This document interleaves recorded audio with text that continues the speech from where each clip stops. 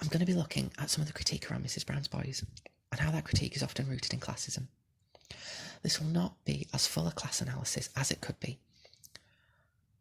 but that's because I don't want to spend forever writing this, and I'm going to try and keep it as short as possible whilst also doing enough detail.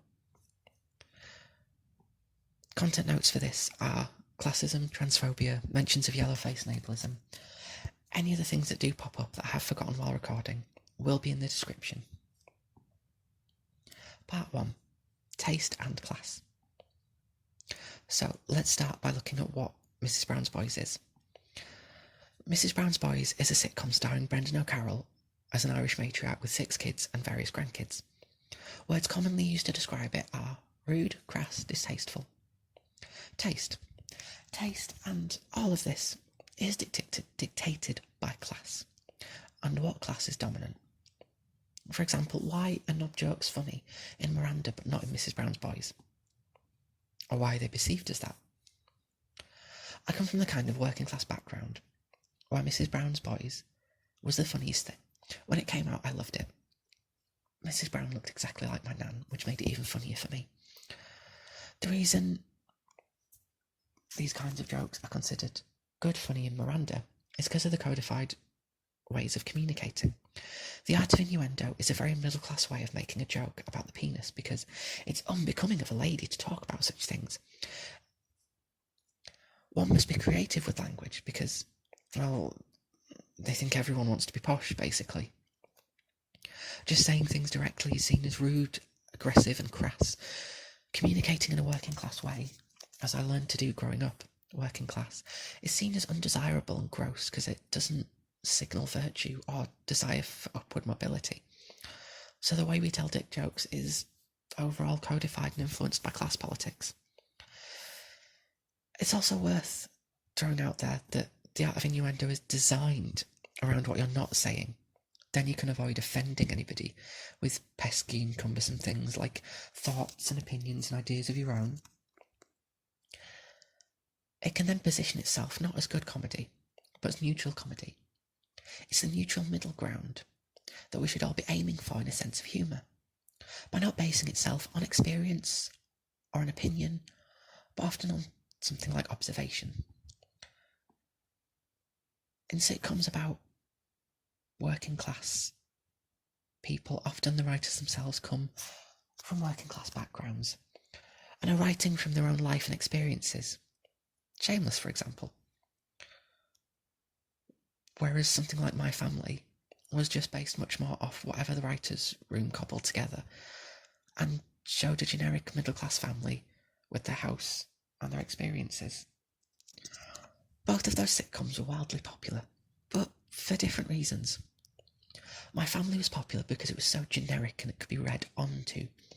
Especially having a middle-class positioning, it didn't have to deal with any kind of struggle as part of it. And it did largely avoid anything like opinions or having a moral of the story type thing. It also appealed to a very BBC audience at that time, which, it is the very kind of middle-class programming that the BBC loves to go for. Well, on mainstream BBC anyway.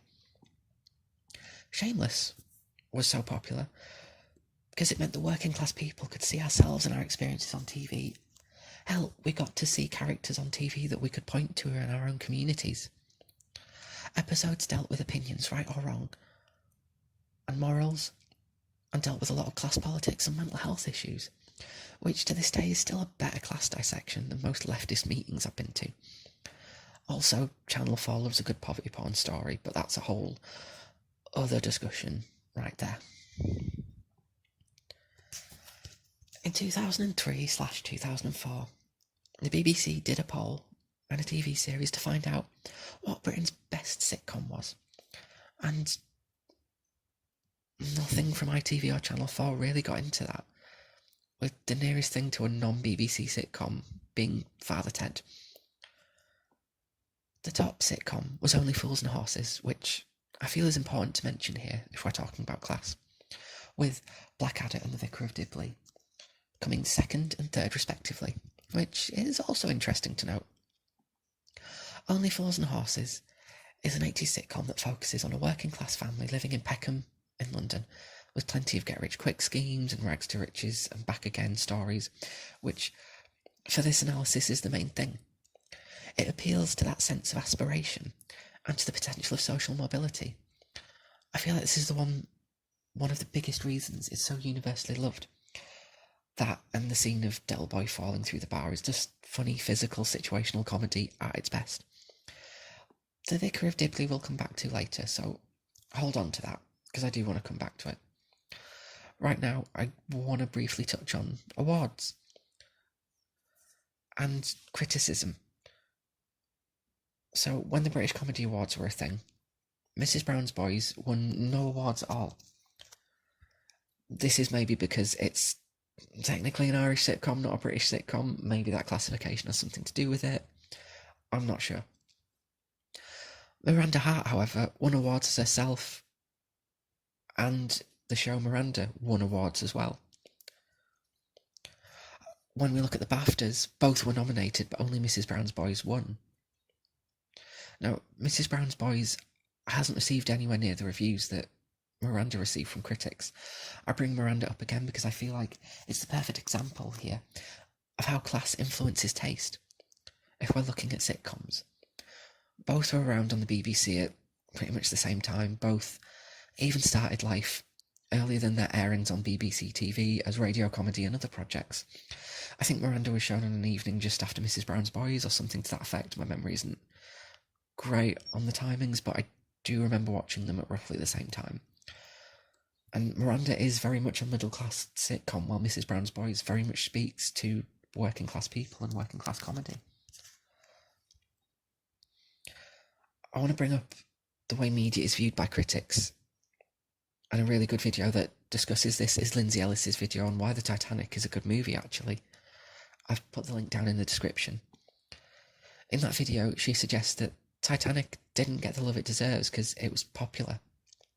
And critics hate anything that's popular, so do awards. And they act like hating something that's popular is a personality. It wasn't artsy, it was just seen as a chick flick romantic movie. And that's what it was. And I feel like that's kind of how Mrs. Brown's Boys is seen. It's popular, so it's not that interesting. Whereas Miranda makes an art form out of telling a dick joke because of the ways it's codified in class. Mrs. Brown's Boys just calls a spade and calls a dick. At several points, the show takes the piss out of middle-class people that would look down on it. And at one point, the character says something to the effect of, well, we have a series on the BBC, what does she have? When Mrs. Brown's Boys is told that Maria's mother is posh. Mrs. Brown's Boys doesn't aspire to middle class, or aspire to any sort of social mobility like we're constantly told we should. I think this is something that scares people, especially middle class people. Like, when I was younger, we liked shit like Shameless and working class programmes, but we had to show other people that we liked shit like My Family, because then people wouldn't think we were working class. After a while, along with all the other crap that gets internalised, all that starts to define what you should and shouldn't find tasteful. We shouldn't find Shameless tasteful, we should find My Family tasteful. We shouldn't find Mrs. Brown's Boys tasteful, we should find Miranda tasteful. And like, how fucked up is it that we would sit and watch My Family just to prove that we weren't working class? Like, wow. So let's face it, taste isn't as subjective as we're led to believe. We're told what we should find tasteful and what we should like by an overarching class politic. I know everyone hates it, but ContraPoint's video on opulence is still the best breakdown of class and taste that I've seen. If you really want to get into it, I'd suggest going and watching that. I've put a link down in the description for that video as well. It's because class ultimately defines our influences on taste. Of course, not all working class people and underclass people love Mrs. Brown's Boys. Yes, you can not find something funny, and that's okay. I'm not going to judge other working class people if it's not for them. There are other factors in there, more than just class, that help dictate taste. My taste has definitely changed since coming out as trans, and that's the thing I've been reassessing. I've also been assessing how that has impacted my taste based on the classism within the queer and trans community, especially here in the UK, where the queer and trans communities are very classist.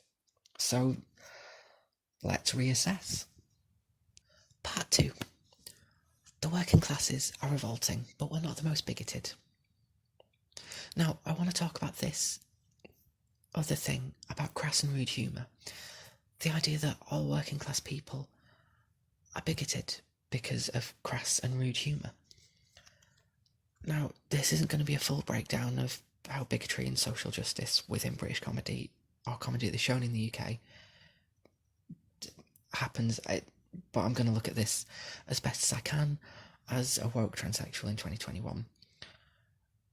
At this point, I feel it's important to make the distinction that Mrs. Brown's Boys is an Irish comedy shown in Britain, not necessarily classed as a British comedy, whether it is by the people who programme stuff, I don't know, but I feel like that should probably be mentioned. Before I get started, I do just want to say that before people go off, yes, some crass jokes are just bigoted and horrible, and they do need to be talked about and dealt with, and that's fine. Part of this will involve looking at that and highlighting it, but do your own thinking. Like, not all rude and crass jokes automatically are bigoted. Sidebar, as a kid, I used to listen to my dad's Chubby Brown tapes, and those were very bad and bigoted. Yes, that's the kind of family I come from.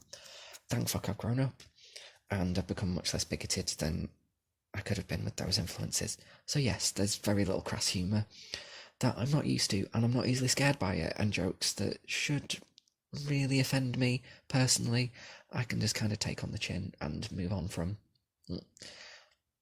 Cancel me for listening to my dad's Chubby Brown tapes, I guess. So, there's definitely been a lot of critique about the people who watch Mrs. Brown's Boys and who've made it popular as well. Critique of what middle-class leftists would say is unintellectual, unfunny, bigoted working class people. They love to perpetuate the idea that people who watch Mrs. Brown's Boys are the one who voted Brexit and for Boris. And yes, some people will have done, but wow, Guardian readers are determined to demonise the working classes, aren't they? So let's look at Mrs. Brown's Boys Season 1, just as a brief overview to look at how bigoted it actually is. The show is a very family-based sitcom centring around and taking the piss out of the usual heteronormative family unit conventions. It has a lot of physical comedy with Mrs. Brown doing most of the slapstick, with her sometimes involving Grandad Brown or Rory Brown, and on the odd occasion Buster Brady, both of whom she regularly slaps for comedic effect. More than active bigotry, this just kind of relies on hetero stereotypes of hating your father-in-law. I guess it's a play on the mother-in-law trope from a lot of other family-based sitcoms. For the former, and part of it is the older woman not getting her son being gay trope. For the latter, these alone aren't much of an issue, though I'm sure I could chalk them up to something if I really wanted to. I do believe they largely fit into the standard hetero tropes of British comedy. That being said, we can explore some of that later, as some of this will go a bit deeper. Mrs. Brown's Boys makes regular digs at disapproving that Buster and Dermot, her youngest son, went to prison for burglary, and often tells Buster that she's watching him, so to keep him out of trouble. And sometimes she even has a hand in foiling some of Buster's less than foolproof schemes. While her attitude doesn't align with my own leftist ideals, TM, I feel like it's kind of put there to give her something to actually disapprove of, given that she generally disapproves of everything, and the kind of hijinks she gets involved in are kind of weird and meh anyway. In the first episode, there's a joke where Mrs. Brown says, "I want to be like your man in Iran, Mohammed," and then garbles some words as if she's trying to pronounce an Iranian name. And can't, so she just kind of garbles words. That sound roughly like an Iranian name. It sounds like she's trying to say knock him down and getting back up again, so it could potentially be a reference to Muhammad Ali. I don't really know what the joke is trying to do here, so perhaps it is a racist joke. Like, it's probably the nearest thing the joke gets to mentioning race, as the show has no reason to otherwise mention race. The show regularly makes use of sex jokes, taking the form of an older woman taking the piss out of cis men. It does feel like after a certain point the show just becomes more and more about sex jokes. That's not necessarily a bad thing, in my opinion. With gay characters, the show uses a lot of general gay sex jokes and innuendos, again, not a bad thing, and none of it really feels crude or distasteful either. A quick look at how the show treats gayness shows us there's no malice there. Admittedly, there's some underlying bigotry based on the lack of understanding in the show, and it admits that, but no malice.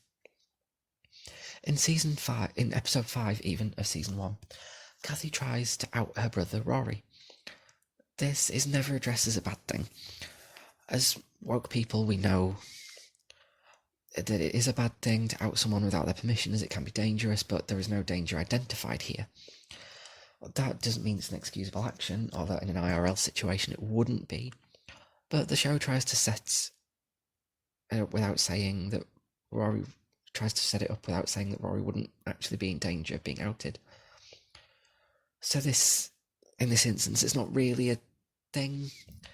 It's not a thing I find massively concerning. Like, I feel like it's good to mention as an example of just because something doesn't meet a particularly woke standard, it doesn't mean it's bad necessarily. If there's no particular danger, then is it bad? Later in the episode, there is a conversation to the effect of, homo isn't politically correct. Well, what is then? Queer, I think. For me, this joke works on multiple levels. This could just look like the character is confused and has gone for the word that most people should know not to call gay people. But also, I think it's actually quite clever. I would like to think it's intentional. A nod to the fact that queer has come back in usage and has been reclaimed by LGBT people, and that queer people exist. While I like this joke, it doesn't fully guide in the direction to avoid people thinking they can just call gay people queer. Maybe it doesn't need to do that in that specific scene. I'm not entirely sure. But does it need to do that in general? This episode and series in general uses this trope of overbearing Catholic mother not understanding her gay son. And that is funny. In many real-life situations, my Catholic grandmother didn't get a lot of stuff, and that led to some hilarious misunderstandings or just general messy weirdness. And while it wasn't always good, it was funny. So I can connect with these kinds of situations. All of this raises the question, is this laughing at gay people, or laughing at someone not understanding gay people and their underlying bigotry?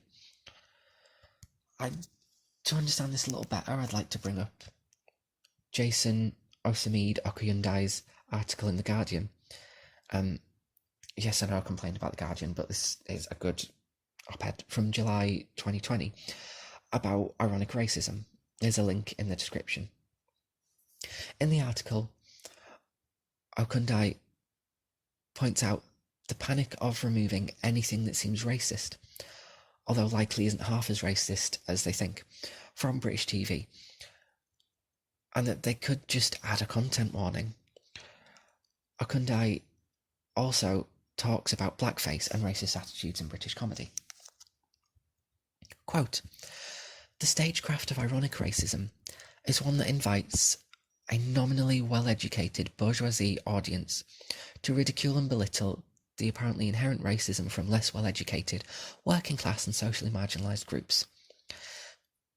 This allows comedians and actors to safely perform absurd racist tropes through the malicious deception of an actually racist audience. therefore creating a distance between artist and artwork. The logic follows the script writer, producer or actor cannot be racist or participating in racism themselves if the work is being used to draw out the racism of a subclass of citizen, an uneducated constituency, who are the only people who could truly be capable of racism. End quote.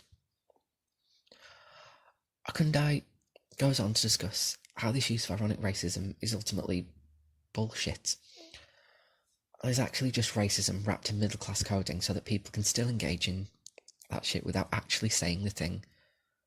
And uses the example of Little Britain, where two white middle class men who were clearly educated are seen as that they couldn't possibly be doing anything racist by doing blackface or by doing racist things because it's irony. Shows like Little Britain try to do things ironically without actually explaining why the thing is bad. And this is where they fail and show themselves to ultimately just be racist. So if you take this idea of ironic forms of racism and ironic forms of bigotry and look at how Mrs. Brown's Boys is doing this ironically, does this make the same mistakes? No, or I don't feel so anyway. I feel Mrs. Brown's Boys has a crucial difference here, that at the start and end of every episode, Agnes addresses the camera directly. The opening chat with the audience often gives us clues to what the episode might entail, and a closing chat gives us the moral of the story. It doesn't matter if your child is gay, or if you understand whether your child is gay, or anything about that. You should just love them anyway, even if the actor changes in the middle of one of your Christmas specials. While this isn't a perfect way of doing this, it can't be said that it isn't effective. It shows us that people who say you can't say out anymore because of political correctness are actually just wrong, and that you can say things and make jokes based on old tropes, yes, even ones firmly rooted in bigotry, and that political correctness doesn't change the joke or make it less funny. It just reframes it for the world we live in today. What they actually mean is that they want respectable bigotry, or they just want to be able to openly say the N-word on the BBC at 10 a.m. So, is Mrs. Brown's Boys bigoted? Is it a bigoted comedy for bigoted working class people? No. Or no more than any other comedy. The opening and closing chats with the audience save it from many of the pitfalls that something like Little Britain gleefully jump into. That doesn't save everything, though. We haven't yet discussed how the show tackles transness. Part 3. The British are coming. At the thought of me in stockings. Before we get into it, I want to bring up again that Mrs. Brown's Boys is not a British comedy, it's an Irish comedy. This doesn't mean that British comedic tropes haven't had an effect on it. I don't have much knowledge about Irish comedy, but we can look at the show and see how Britain regularly fucking Ireland over and that colonialist history will have seeped into things like comedy. I'm not going to go deep into that though, as I'm not an expert on this, and I don't feel like I'm the one to unpack how Britain's colonialist legacy has impacted Ireland. All I can do is highlight how this affects transness here from my own perspective as a 21st century transsexual. One of the reasons middle-class comedy, especially by women, wigs me out, is that I struggle to tell the difference between a middle-class cis woman and a TERF, because TERFs are very much mostly middle-class cis women. Yes, hashtag not all middle-class cis women, and some may have come from poor and working class backgrounds, but by the time they reach that sweet spot of fame, they've successfully progressed up the ladder of social mobility. Now, I don't believe that many middle-class women in comedy are TERFs, innocent until proven guilty. It's just that there's a shit ton of precedent for jokes at the expense of trans people in that kind of comedy. This isn't solely a middle-class phenomenon, but as we discussed in the previous part, it is the middle class that influences and decides what is tasteful. So, I did a rewatch of Dinner Ladies, because it was on Netflix. Dinner Ladies is a 1998 sitcom about dinner ladies working in a factory canteen, Written and starring Victoria Wood. I'm not going to go off about whether she is working class or not. Her Wikipedia page is written in a mostly middle class tone, though. I will say that class is complicated and messy in the UK. With that being said, writing a sitcom for the BBC is definitely a point that makes me wonder whether we can continue saying someone is working class still. Dinner Ladies was 2 seasons long and contained a lot of jokes at the expense of transness and cross-dressing. This was difficult to watch as it had been one of my favourite sitcoms as a kid. Victoria Wood is writing a middle-aged cis woman from the perspective of a middle-aged cis woman, and that's fine. A lot of the jokes around this are kind of based on experience of being a middle-class cis woman, and that is funny. Yet there's still a massive streak of jokes about transness. We should also mention that she is writing a working class workplace, a canteen factory. She's writing working class people who are problematic and have problematic opinions and are saying not very PC things. She's walking this awkward line of showing working class people of being lovable bigots because it's ironic, but is it? There's no real resolution to any of the trans jokes in particular, and that doesn't quite sit right with me. Like, I don't know whether I can count it as ironic. While it only lasts 2 seasons, it made light of things like human resources and took the piss out of the early days of political correctness in mainstream media. Things like that were very much part of the new Labour Blairite government, under which her career only went from strength to strength,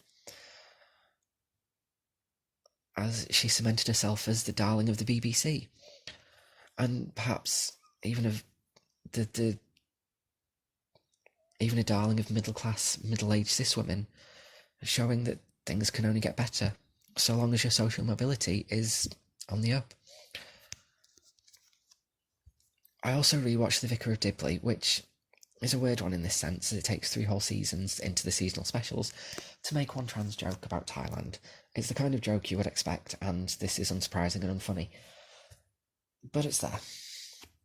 The show started in 1998, and the show bypasses transness for most of it, and takes aim at the Tory councillor of the village, and makes many New Labour versus Tory jokes. This joke doesn't appear until 1999. A period well into the New Labour government. I should note that The Vicar of Dibley isn't written by Dawn French and is written by Richard Curtis, the man behind Bridget Jones' Diary and Love Actually, as well as Blackadder and Spitting Image. Dawn French is talked about so much for The Vicar of Dibley, probably because she's in the starring role and tackling the controversial topic of women vicars, and she's a woman in comedy, an industry that was ultimately a boys' club. I tried to watch her stand-up special from a few years ago, and I had to switch it off after a while because it was just so middle class and it was so unrelatable, and I couldn't connect at all with a really middle class army brat grown up. I can't talk about Dawn French without then talking about her partner in crime, Jennifer Saunders, and Absolutely Fabulous. Ab Fab was and is still one of my favourite sitcoms for its ridiculousness and its fabulousness and its everything an avid homosexualist could want. But Saunders' use of transness as a sly punching bag with the veil of acceptance is a hard pill to swallow. Patsy is trans, and that's the running joke throughout all its seasons and the movie. And the movie, for some reason, decides to make a joke of Adina's ex-husband deciding to transition with no real setup or anything. There, it seems just for the laughs. By the end of the movie, after all the hijinks have ensued, Patsy is made to reveal that she's not actually a man to the rich Baroness she has tried to bag, and the Baroness apparently reveals that she's not a woman, so it's all fine. This bookends the movie with these general jokes about transness, and the one at the end being about deceiving the person you're with. That old trope. It tries to say well, that's okay in the end. Everyone's lying and we should all just accept one another in our weirdness, and this would be a great moral to the story, but there's no real resolution. It's just that she was a man all along gag, and that's the end. This is where things get confusing. Again, it's the attitude of the jokes with the veil of acceptance that fucks with my head here. It doesn't really go near the ironic bigotry of other sitcoms that might tackle this. Abfab never at any point says that Patsy is anything other than a woman, directly. So we can't say that it's transphobic, and I don't believe that it is. At least not directly. Clues and jabs are made at her past in a non-specific way. In one episode, it was shown that Patsy was a man at one point, but that was only for a year and then it fell off. Joanna Lumley, who plays Patsy, has stated that the character is transgender, but that makes us think trans woman. But the flashback we had would suggest trans man, and there's a kind of inconsistency there, which I think is intentional. We're not laughing at anyone in particular, just transness itself. Therefore, it can't really be bigoted if it's not taking the piss out of someone directly. It feels like that's the kind of position it's trying to set itself up on. Abfab is full of jokes about the LGBT community, and it is a cult classic due to its extreme levels of camp. And those things are great, and it's why many LGBT folks love the series. But its attitude towards transness is still a thing that worries me under the surface. The kind of feminism that the show pushes leaves me with alarm bells. During my rewatch, even the inclusion of Jermaine Greer in one episode left me feeling a little panicked. This was filmed in the 90s before Jermaine Greer was really understood by more people to be a transphobe. So I can't really pull those strings together and go off on some conspiracy theory, and I don't really want to. But I can still feel uncomfortable. Again, cis women making art about being cis women is fine. And the point of the show is to not be PC, so I reach a point where I go round and round in my head where I'm not sure where to put my feelings, and eventually I just have to shrug them off when watching. In 2020, when J.K. Rowling released her rambling essay finally admitting she hates trans people, Jennifer Saunders retweeted it, as many celebrities did. And that cemented my unease. Jennifer Saunders has always championed women's rights, and I could see how she would see that as part of that. Saunders has played Rowling in comic relief sketches as well, and in my mind they're not too dissimilar people. In fact, when I think of Rowling, I mostly think of Saunders playing her, saying things like, "I wrote Harry Potter on the back of a wet wipe." I don't really have a Blairite New Labour connection to tie in here, but I have previously talked about how Rowling's success was very much a Blairite fairy tale, and that one of the reasons she gained such success was partly because of those influences, and I wonder whether the same could be said of Abfab. The show started in 1992, yes, before we had the Labour government, but we do get the same kind of energy from it. This obviously isn't the case for Dawn French, but obviously French and Saunders were a thing well before New Labour, but I do doubt that Vicar of Dibley, would have thrived without the New Labour government. One conversation I've had with friends before is about how Abfab is very much a product of its time. And we've discussed how the humour and jokes about PR and all of that don't really land as well in the 20th anniversary specials, because a lot had changed, and well, Abfab hadn't. After the financial crash of 2007 and years of austerity measures and the Tories back in a position to decimate the country, the big spenders weren't quite as funny and were less relatable than they were before. It's a bit like watching the Sex and the City movies in 2021 and looking for an escapist girly girl boss fantasy, only being horrified at how truly shit your life has become, and that at any point this was a series that this was relatable. Christ, it's so far removed. But what does all this have to do with anything? Well, I wanted to highlight how the kinds of comedy that have gone before, especially comedy by women, at a point where we're really seeing women creating and starring in sitcoms in ways that we hadn't before, I wanted to be able to go through these comedies with an understanding of what the attitudes to transness were before, so we can see how we arrive at the attitudes towards transness in comedy with shows like Mrs. Brown's Boys and perhaps Miranda. Of course, these attitudes towards transness have been in comedy long before the women I mentioned about, and they by no means started these trends, but they have influenced a generation of women in comedy. And as I talked about previously, class has a major influence on comedy tastes and attitudes towards transness. So we see these attitudes filter down, and we end up with Sarah Millican then making a transphobic joke in a stand-up. Sarah Millican being hailed for being a working class cis woman in stand-up comedy, and stand-up comedy is not one in itself where class is concerned, because working class stand-up comedians are probably never more working class than were at the height of their fame, because the whole country can look at them in their stand-up specials and agree this is what working class looks like. I brung Sarah Millican up specifically there because at one point Fox Fisher highlighted the one joke that she made years ago and made a whole thing of it on social media. Like, I'm not trying to rehash that and I don't want to cancel her or anything, but I just kind of want to be able to highlight that within this analysis.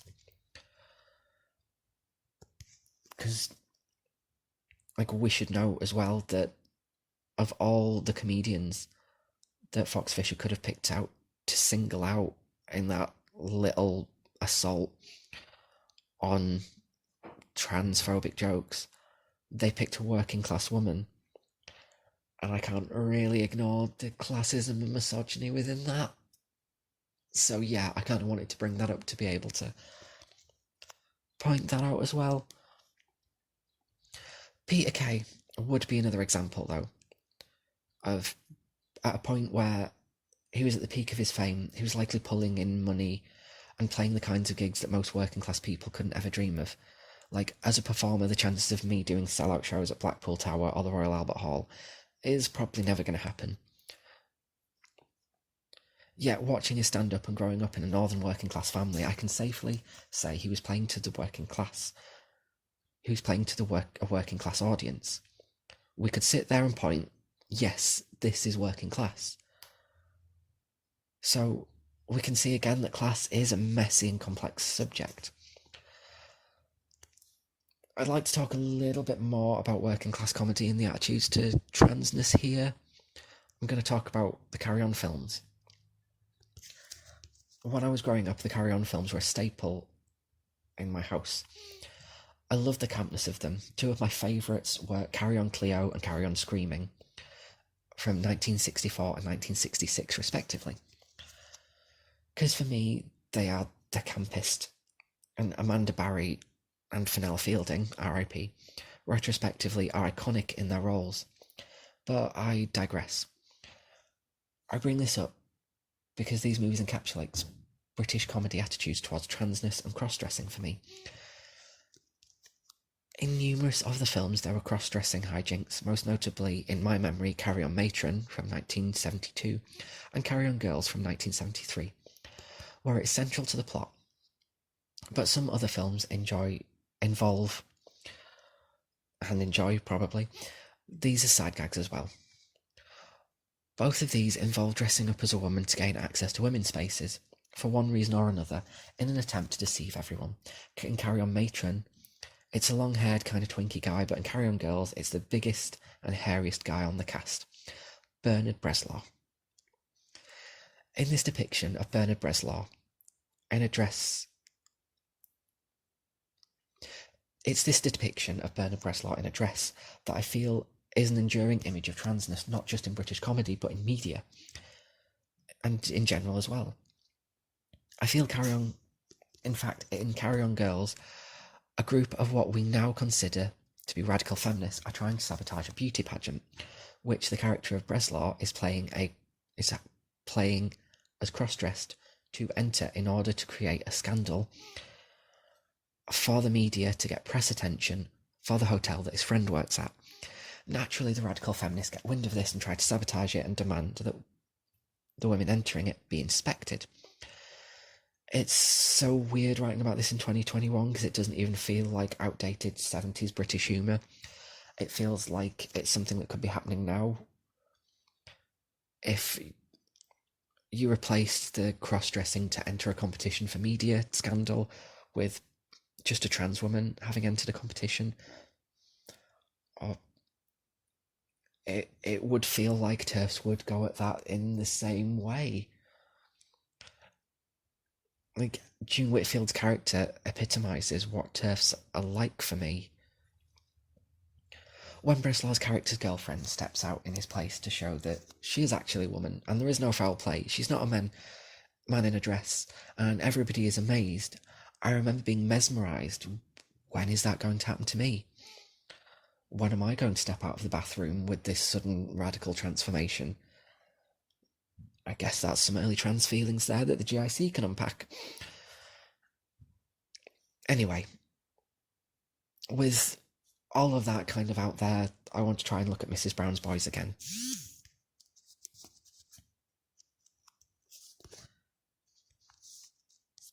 In the 2017 Christmas special, there's a joke about how Rory's plastic surgery is being a sex change because Mrs. Brown mishears Botox as bollocks and conclusions are jumped to.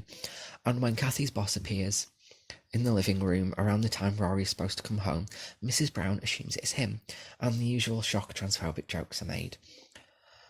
The show has been on the air since 2011, and it's taken 6 years to really make a transgender joke that was even remotely bad. There had kind of been pitiful attempts before. But on rewatch, none of them were really harmful or offensive or badly done. They were just silly. There's also a clip from a talk show style version of Mrs. Brown's Boys on YouTube that involves Caitlyn Jenner as a guest. And for all everyone is ragging on her for some of the genuinely awful shit that she has done and has said, I want to give her credit where credit is due. She handles herself well, given that the thing she has talked about for and under scrutiny for here is her transness, especially on talk shows. Anyway, the Christmas special doesn't really bother me as much as some of the other shows I've mentioned. Mrs. Brown's Boys is much less a bigoted show than Dinner Ladies was, and most comedies in general. Dinner Ladies had transphobia running through both seasons, and Mrs. Brown's Boys took 6 years to even really come out with anything mildly horrible. A show like Miranda could make a half-assed trans joke and no one would really flinch because it'd be in some jolly middle-class way that would be fine. Like, Miranda can make jokes about being a tall woman and being mistaken for a man and kind of make an awkward trans joke in that, and that would be fine. But when Mrs. Brown's Boys makes these jokes, it then tars the show as bigoted and hateful. And largely that's down to class and how people perceive the class of the people watching it. Had Miranda made a direct trans joke, I haven't done a full rewatch of it, so I can't really say whether there is a specific joke in it. Like, it would be taken as meh. It's just middle-class jolly humour. Because, let's face it, a lot of transphobia at this point in media, and it's filtering down into that, is from the middle class. It is your middle-class Guardian writers.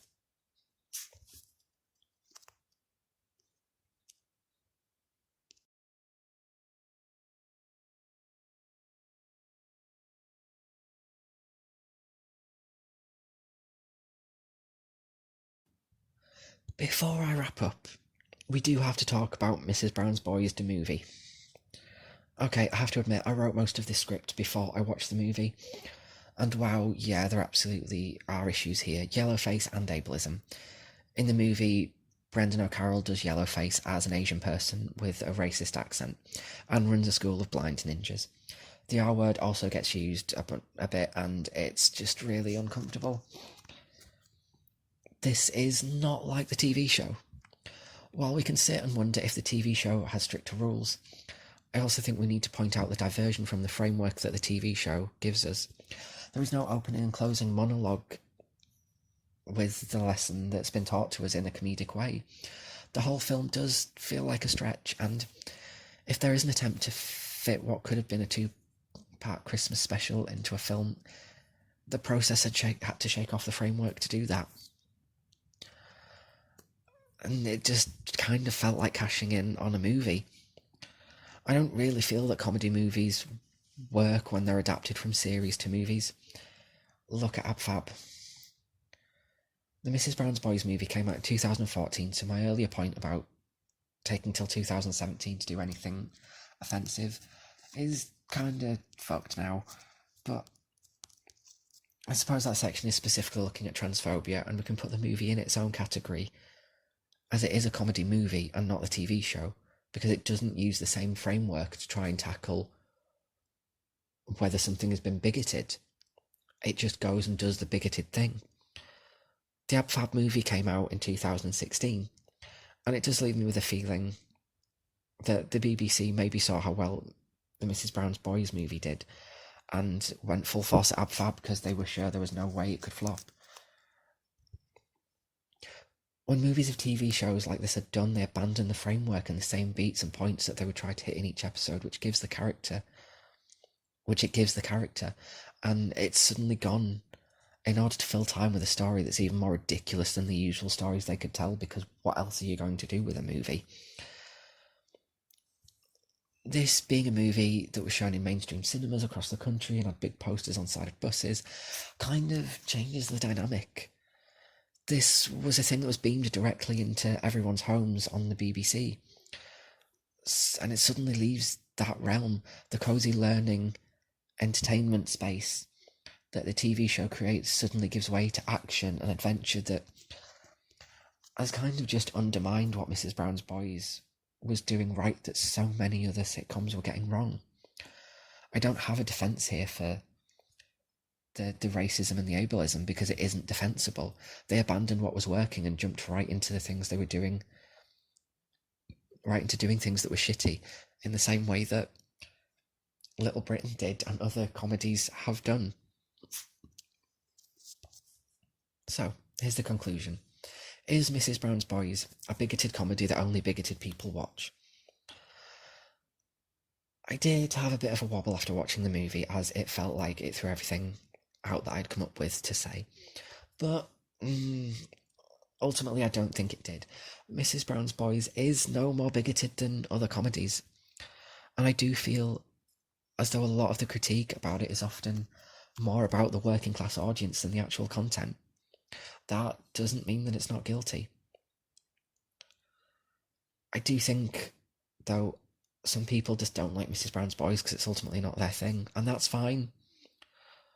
I think there is an element of that, and we just need to get out of saying things that we don't like are bad. Like, yes, we absolutely should critique things when they are issues, but that doesn't mean that they are bad, it just means that they have issues. Aside from the movie, Mrs. Brown's Boys as a TV show is a structurally sound comedy that works and is popular, and a lot of the critique I've seen about it just doesn't feel like it has much base. As a trans person, I've watched the jokes about transness, and yes, it's a little painful to watch, but no more than other comedies doing the same thing. Even the beloved Hannah Gadsby makes jokes conflating genitals with gender, which hurts. But I'm used to having to brace myself for comedy like that, and I can enjoy every other joke that's being told, whilst also going, that's not good. Like, I can recognise that there are specific issues within something that as a whole is not the worst thing I've ever seen.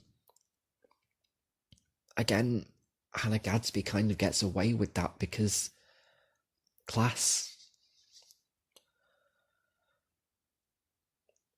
Like, I'm used to having to brace myself for watching any comedy at this point, because most comedy makes me feel othered and uncomfortable in my transness.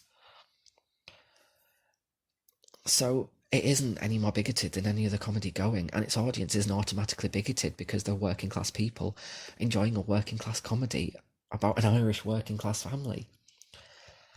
I think the response to Mrs. Brown's Boys' popularity is definitely classist. And yes, other working class people can be classist. That is very important to note. I also think it's okay just to not like something and move on and not have to constantly say, well, it's bad because I'm clutching at straws. It's okay to not like something and just move on.